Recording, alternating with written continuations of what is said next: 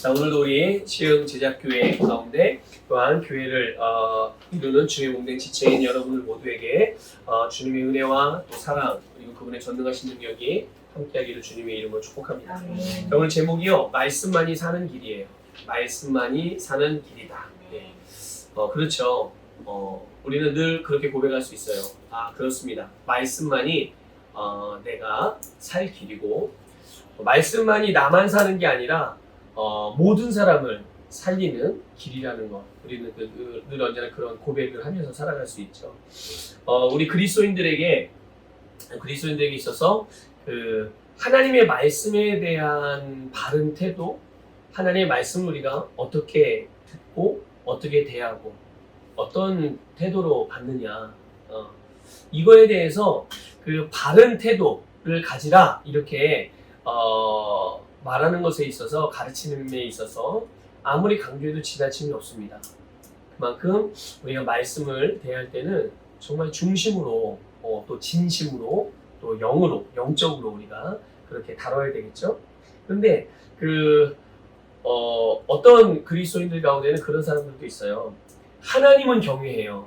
하나님에 대해서는 경외하고 하나님은 존중하고 정말 하나님을 높여드리고, 그런데 그래서 하나님을 섬기는 일이라면 최선을 다합니다.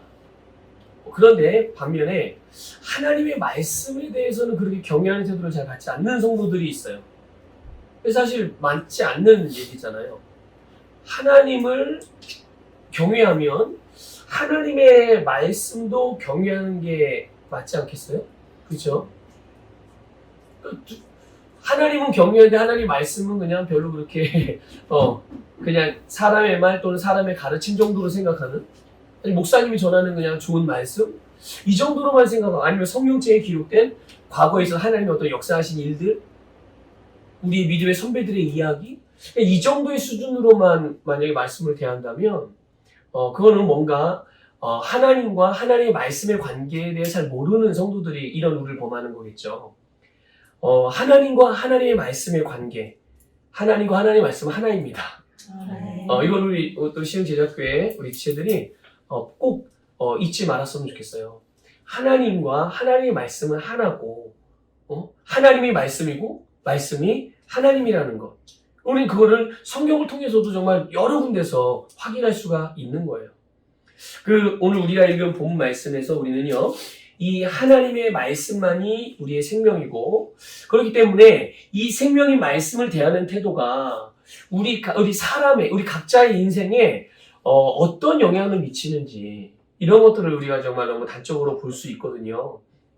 한 젊은 선지자가 있었어요. 젊은 선지자. 지금으로 알면 젊은 목회자라고 그렇게 표현할 수도 있겠죠. 젊은 선지자가 있었는데, 이 젊은 선지자가 하나님께서 유다에서부터 이스라엘의 베델로 가라는 그런 사명을 받습니다. 하나님께서 그에게 베델로 가서 네가 할 일이 있다. 그래가지고 할 일을 알려주고 베델로 가라 그래요. 이 젊은 선지자가 베델로 갔습니다. 근데 그 당시 이스라엘의 남쪽은 유다, 북쪽은 이스라엘이라는 이름으로 불렸고, 나라가 분단됐어요. 그래서 나라가 나뉘어져가지고, 그래서 북쪽에는 여로보암이라는 왕이 다스리고 있었습니다. 여로보암이라는 왕. 그런데 여로보암 왕은 성경에서 표현되는 것을 보면 악한 왕이에요. 악한 왕이라? 악하지 않다. 성경적인 관점에서 악한 것과 악하지 않은 것은 하나님의 말씀을 따르느냐, 아니면 하나님의 말씀을 거역하느냐예요. 그 사람이 윤리도덕적으로 좋은 일을 했냐, 나쁘냐, 이게 아니라, 물론 그게 중요하긴 하지만, 하나님의 관점에서 보면, 그러니까 하나님의 말씀을 따르면 그 사람은 윤리도덕적으로 굉장히 하이 클래스의 그런 수준을 가질 수가 있는 거예요. 그렇게 행동할 수 있는 거죠. 반면에 하나님의 말씀을 경외하지 않고 하나님의 말씀을 따르지 않으면 윤리도덕적으로 굉장히 타락한 그런 삶을 살아가겠죠. 근데 어쨌든 여로보암 왕은 악한 왕이었어요. 그래서 이 하나님께서 이 여로보암 왕에게 전달할 메시지가 있었단 말이죠. 그때 이 젊은 선지자를 통해서 말씀을 하는 거예요. 그래서 이 여로보암 왕에게 이 젊은 선지자가 가서 하나님의 말씀대로 말하고, 그리고 그 선지자가 말한 대로 이제 하나님께서 여로보암 왕과 또 이스라엘과 또 이스라엘에 있었던 하나님이 기뻐하지 않은 예배의 모습들, 또 우상숭배 이런 것들에 대해서 이제 무너뜨리고 하나님의 징계가 심판이 그곳에 임하게 됐어요. 하나님이 그대로 말씀하신 대로 하신 거죠. 자, 그리고는 하나님께서 이 선지자 개인에게는 주신 말씀이 또 따로 있었어요. 그러니까 여로보암 왕에게 주신 말씀이 있었고, 그런 과정에 있어 너는 이 부분은 꼭 기억하고 주의하고 지켜야 된다. 근데 그 말씀이 있었는데 그게 뭐냐면 우리가 읽지는 않았는데요. 9절 말씀이에요. 9절 말씀. 이 9절 말씀인데 9절을 한번 봅시다. 같이 볼게요. 9절 말씀 같이 읽어보겠습니다. 시작. 이는 곧 여호와의 말씀이 내게 명령하여 이르시기를 떡도 먹지 말며 물도 마시지 말고 왔던 길로 되돌아가지 말라 하셨습니다. 하고 아멘. 자, 여기 보면 이스라엘에서 하나님의 말씀과 사역을 한 다음에 거기에서는 물도 먹지 말고 떡도 먹지 말.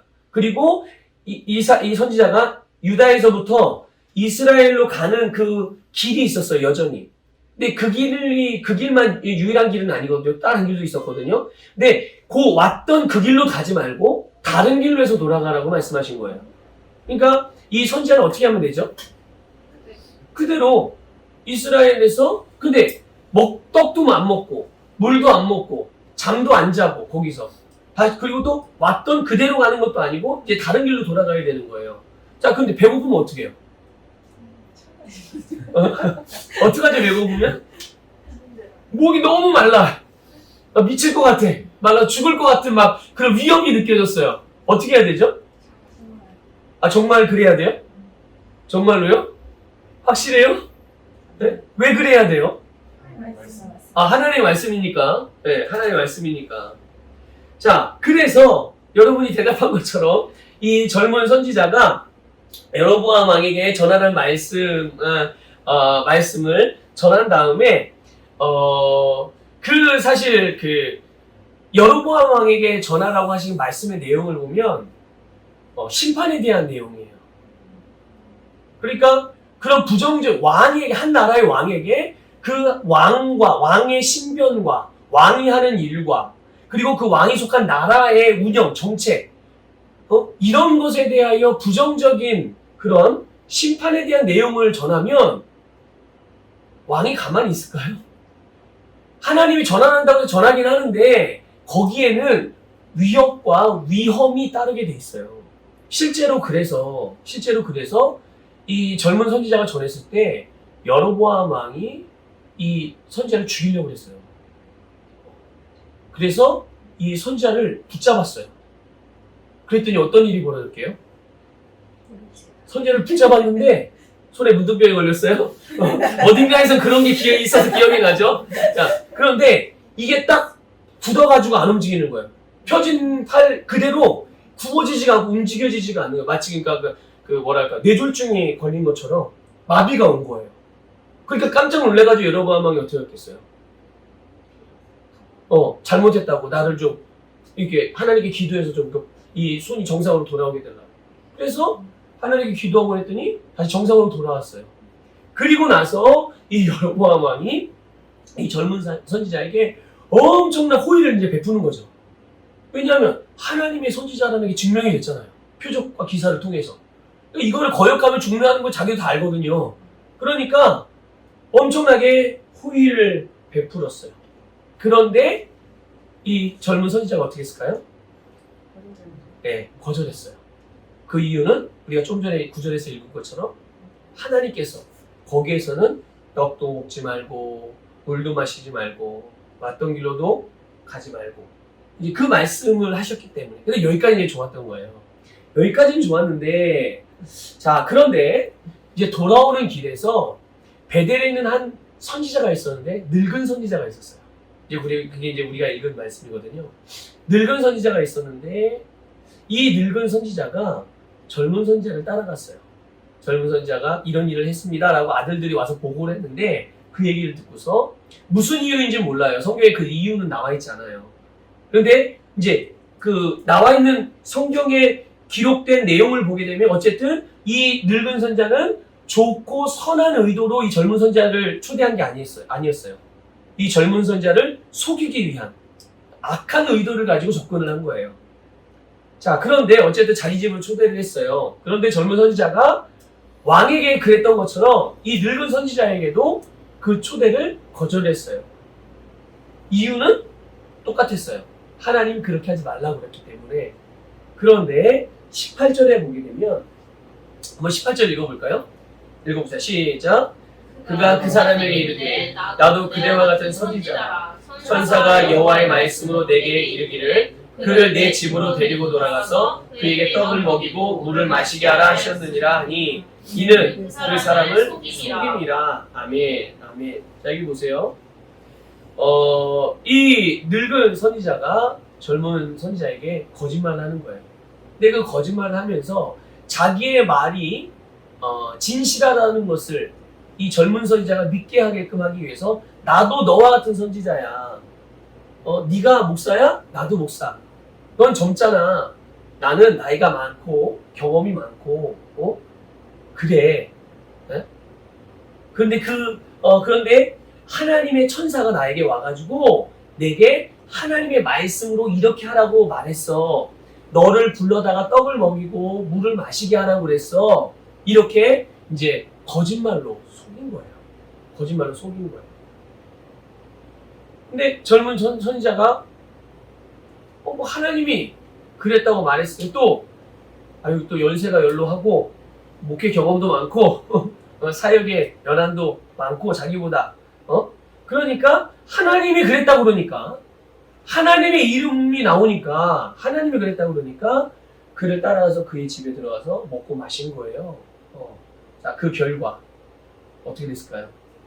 24절이에요. 보세요. 24절. 그 결과 읽어보세요. 시작. 이에 그 사람이 가더니 사자가 길에서 그를 만나 물어 죽이매 그의 시체가 길에 버림받으니 나귀는 그 곁에 서 있고 사자도 그 시체 곁에 서 있더라. 아멘. 자, 보세요. 하나님의 말씀은 생명을 주는 말씀이거든요.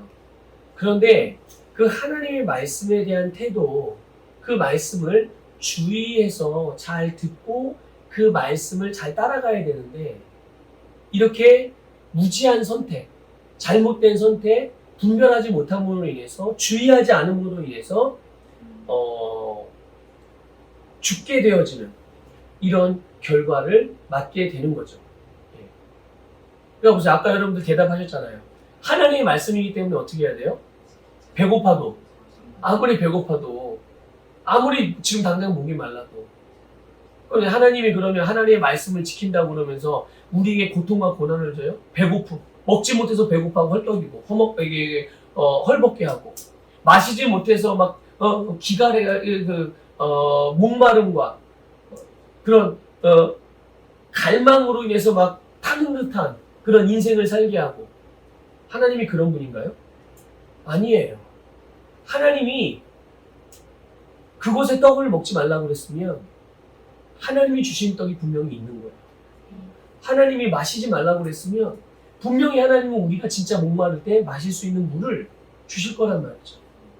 그러니까 우리는 그 땅에서 빨리 나와야 되는, 이 젊은 선생님 빨리 이동을 해서 거기서 나와서 돌아와야 되는 게 해야 될 일인 것이지 계속 거기에 미미적거리면서 그러고 있을 게 아니죠. 배가 고프면 어떻게 해요? 거기서 배고프면 빨리 그 땅을 벗어나서 하나님의 양식을 먹을 수 있는 자리로 나와야죠. 또 그 자리에서 목이 마르면 빨리 그 자리에서 나와서 물을 마실 수 있는 그 자리로 나와야 되는 거예요. 그리고 자기는 이미 그 말씀을 받았잖아요. 그런데 하나님이라는 이름으로 또 다른, 그런데 희한한 거는 하나님의 말씀이 자기가 받은 말씀하고 지금 누군가로부터 전해 들은 말씀하고 내용이 같아요, 달라요? 다른 거예요.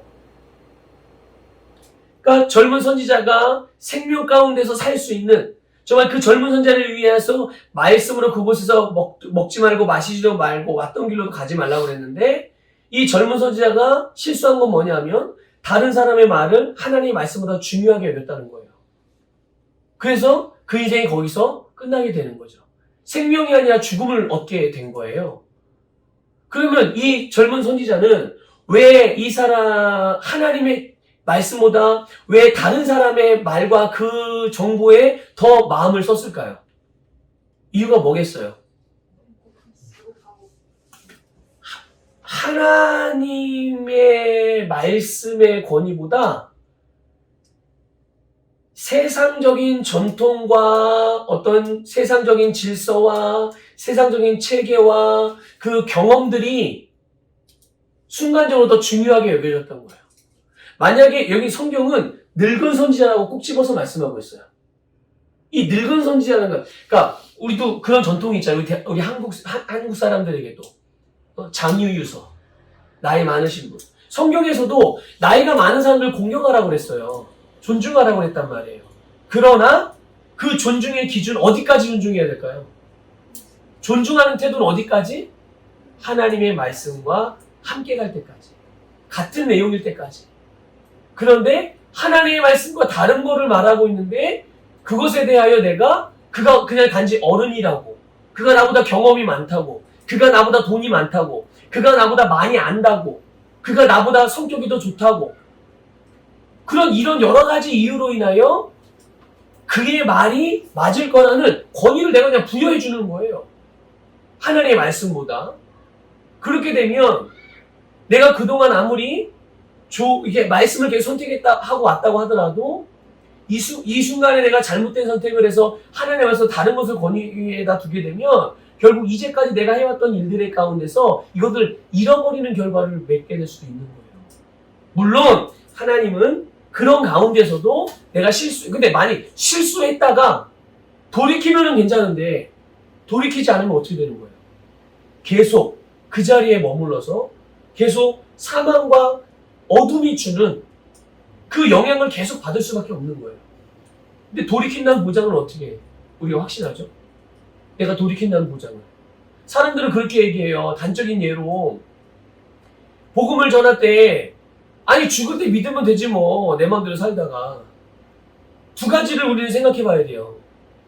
죽을 날을 본인이 알고 있나요? 언제 죽을지 알아요? 그리고 죽을 날이 임박해 있다고 해서 그러니까 내가 죽을 날을 감지하고 있어. 내가 내일 죽을 걸 알아. 안다고 예를 들어보지. 가정을 해서. 알 수 없지만 안다고 가정을 했다고 해서 그때 내가 예수님을 믿을 거라는 보장을 어떻게 해요? 내가 그때 예수님을 받아들일 거라는 보장을 어떻게 해요? 할 수 없는 거예요. 그렇기 때문에 항상 하나님은 우리에게 생명, 살리는 일을 위해서 우리 계속 말씀을 주시기 때문에 우리가 할 일은 그때그때마다 말씀을 신뢰하고 말씀을 의지해서 말씀을 따라가고 말씀을 선택하는 일을 지속적으로 해야 되는 줄 믿습니다. 자, 무엇보다 중요한 것은 하나님의 말씀은 절대로 변하지 않는다. 절대 하나님의 말씀은 변하지 않아요. 하나님의 말씀은 항상 우리에게 생명을 주고 살게 해요. 그러나 하나님의 말씀과 다른 말은요. 하나님의 말씀과 다른 말은 우리에게 도움이 될 것 같지만 그거는 우리로 하여금 하나님의 말씀에서, 다시 말하면 생명에서 멀어지게 한다는 것을 여러분 꼭 기억하셔야 해요. 이게 너무나도 중요한 부분이에요. 그러니까 아무리 가까운 사람, 아무리 내가 이제까지 믿을 만한 사람이 나를 위해 조언해주고 충고해 주더라도 우리는 이런 부분들을 잘 분별해야 되는 거예요. 정말 잘 분별해야 돼요. 나를 위해 주는 마음은 감사히 받으셔야 해요. 그리고 감사를 표해야 됩니다.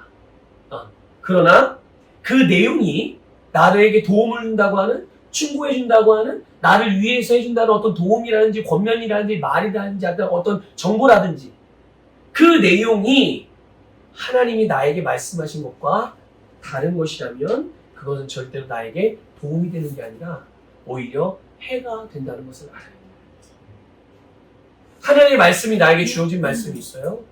그런데 누군가 내가 사랑하는 사람이든 내가 존경하는 사람이든 나한테 나를 위해 준다고 하는 사람이 심지어 부모님이라 할지라도 분명히 내가 받은 말씀이 있고 나는 지금까지 이렇게 말씀을 따라 선택해서 살았는데 이 말씀과 좀 반대되거나 다른 말을 나에게 가르쳐 주거나 알려줘요. 왜 그럴까요? 내가 망하게 하기 위해서요? 아니에요. 나를 사랑하는 사람은 절대로 나를 망하게 그렇게 하는 게 아니에요. 근데 좋은 의도, 선한 의도로 오늘 본문의 말씀에 나오는 이 늙은 선지자는 악한 의도로 했지만 어쨌든 나에게 내가 사랑하고 내가 존중하는 사람은 나에게 악한 의도를 갖지는 않거든요. 나를 도우려고. 그러나 아무리 그런다 하더라도 그 내용이 하나님의 말씀과 반대되거나 다른 것이라면 여러분 그 부분에 대해서는 분명하게 선택을 바로 해야 되는 거예요.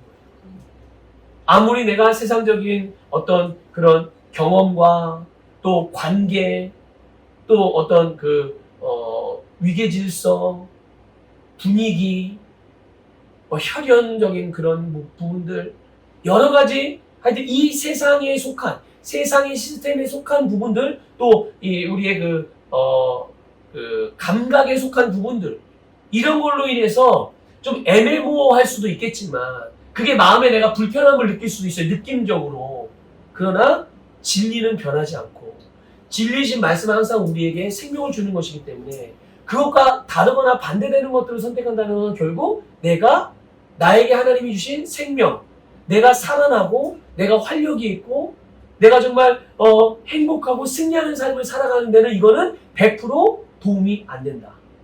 이거를 꼭 기억하셔서 우리는 이럴 때 영적인 그런 뭐라 할까요? 믿음의 선택이 너무나도 중요합니다. 그럴 때 우리가 그래서 단호해야 하는 거고 속지 말아야 되는 거예요. 감각에 의해서 진리의 말씀을 속으면 안 돼요.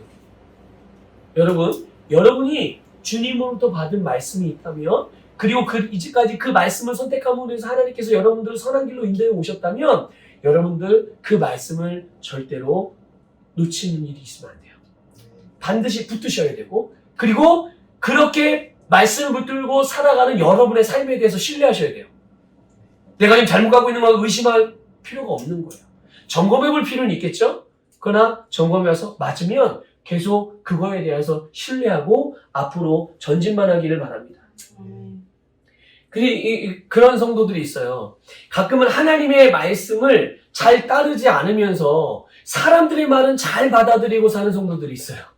그리스도인들 중에 예수 안 믿는 사람이 아니라 그리스도인들 중에 그러니까 하나님의 말씀은 그냥 듣기는 듣는데 말씀을 잘 따라 순종을 잘 안 해요. 그런데 자기가 믿는 사람들, 자기가 신뢰할 만한 사람들, 자기하고 친한 사람들 그런 사람들의 말과 정보는 아주 금방 흡수해가지고 그 사람이 우리 이렇게 해요 그러면 그래요 같이 해요 이렇게 하는데 하나님의 말씀이 그에게 이렇게 해라 라고 메시지를 줘도 그냥 듣기만 하고 그냥 한 귀로 듣고 한 귀로 흘려고 이런 성도들이 있어요. 여러분 이런 생활 모습은 굉장히 잘못된 신앙의 길을 걷는 거예요. 그러니까 우리도 그래서는 안 되고 혹시 우리 주변에 그런 분들이 있다면 그런 여러분이 알고 있는 형제 자매들이 있다면 믿음의 예수 안에서 형제 자매들 그런 형제 자매들이 있다면 그런 분들에게는 이런 거를 꼭 가르쳐 드리셔야 돼요. 도와줘야 돼요. 하나님의 말씀이 첫 번째다. 하나님의 말씀이 우선이라는 거. 결국 여러분 보세요. 이렇게 하나님의 말씀을 듣긴 들으나 하나님의 말씀을 선택하지 않고 말씀을 따라 행하지 않는 사람 이런 신앙생활이요 오래되면 오래될수록 결국 그 사람은 불신과 다툼과 분쟁과 실족이라는 열매를 거두게 돼요.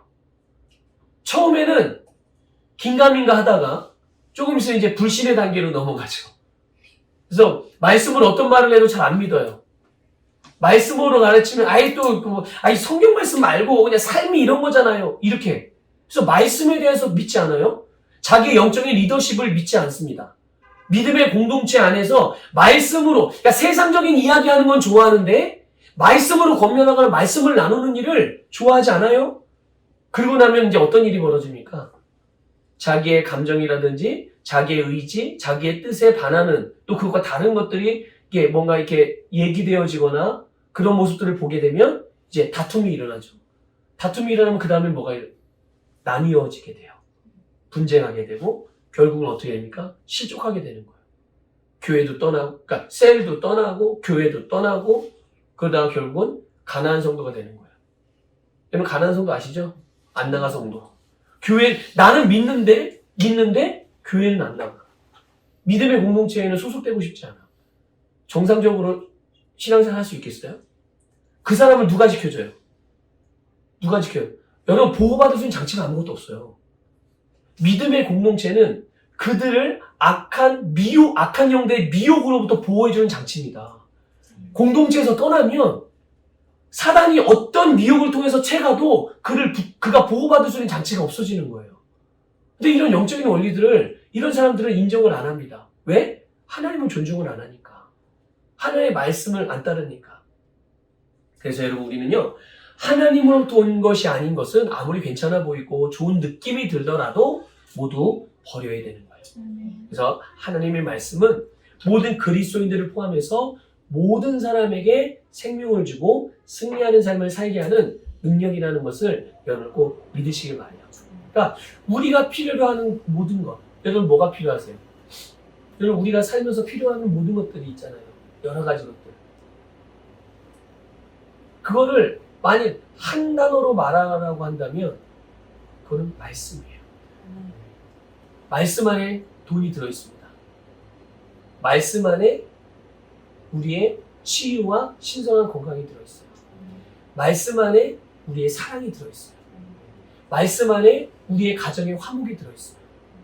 말씀 안에 우리가 세상을 이기는 능력이 들어있어요. 말씀 안에 우리의 형통함이 들어있어요. 말씀 안에 우리의 만족이 들어있고 말씀 안에 우리의 미래와 비전이 들어있어요. 그러니까 세상의 필요가 뭐예요? 말한다면 10명에서 10명 다 다른 것들을 말할 거예요. 그렇죠? 100명에서 100명 다 서로 다른 필요들을 말하겠죠. 하지만 그 모든 것들이 다 어디에 있느냐? 말씀 안에 있어요. 주님은 그 말씀을, 하나님은 그 말씀을 우리로 하여금 살게 하기 위해서, 생명을 가지고 살게 하기 위해서, 그리고 모든 삶의 영역들이 살아나게 하기 위해서 그 말씀을 우리에게 주셨어요. 정말 우리가 그 하나님 앞에 감사하면서도, 그러니까 놀라워하면서도 감사할 수 있는 그것은 바로 이 생명이 되는 말씀을 우리에게 값없이, 대가 없이 주셨다는 거예요. 여러분, 만약에 1억을 내가 필요해요. 1억이 필요한데 1억을 내가 얻으려면 일반적으로 세상에서 어떤 대가를 치러야 될까요?